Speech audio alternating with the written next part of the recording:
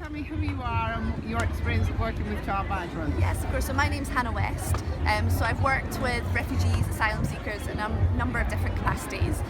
Was involved in setting up a thing called the SOAS Detainee Support Group, which essentially goes to visit asylum seekers imprisoned in UK detention centres, providing emotional support, linking them up to legal advice.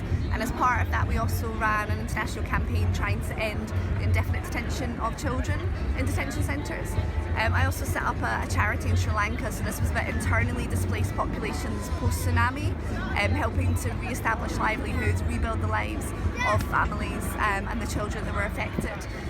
So building lots of contacts at the moment. It's all about trying to bring together organisations working in the sector to build and co-produce solutions, because obviously with the increase of people coming from different countries and trying to get to the UK, and the government policies becoming even stronger and stricter, keeping them out, there's such a need to make sure that we keep on protecting the most vulnerable communities.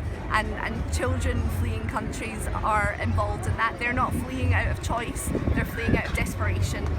So it's times like this that we need to come together as a community and make sure those people are protected. Great. And can you tell me what you think are the most important things to support child migrants when they come here? Yeah, well, first of all, it's making sure people feel welcome. Secondly, it's making sure that they feel safe. It's also about making sure that they are integrated. So governments have cut funding in terms of providing English lessons for young people and asylum seekers. These are key things which allow people to integrate into the communities. It's making sure that housing is available and that housing is not segregated.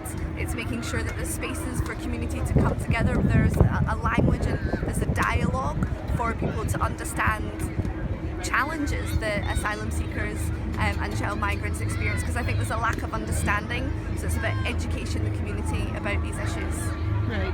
And can you tell me what is the most positive experience you've had of supporting a child migrant? Oh wow. So many. I guess it's understanding the resilience that people have.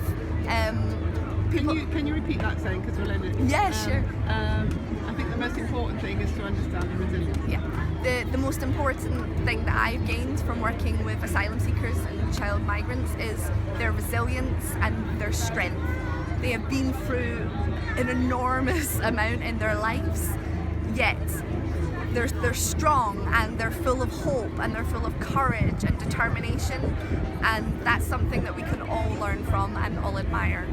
Fantastic.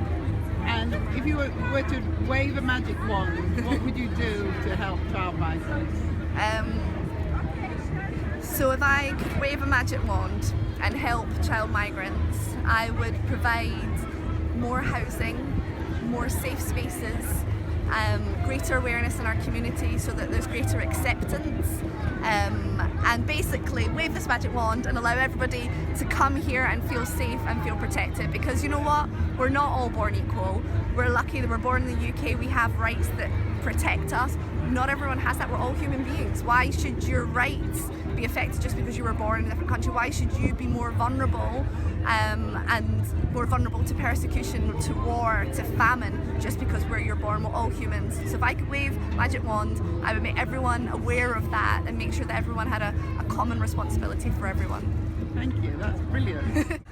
Yeah, so in November, I was at an event out in Turkey which brought together young leaders from around 9 to 10 different European countries to try and co-create solutions about how we can integrate refugees within the community and make sure that they have a safe space.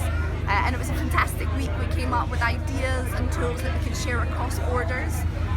There's a lot of different approaches in the varying European countries towards refugees and migrants, some that are a lot more closed than the UK. So we're actually perceived to be a lot more open, which is good and it's positive, and that we need to continue sending that message that refugees are welcome.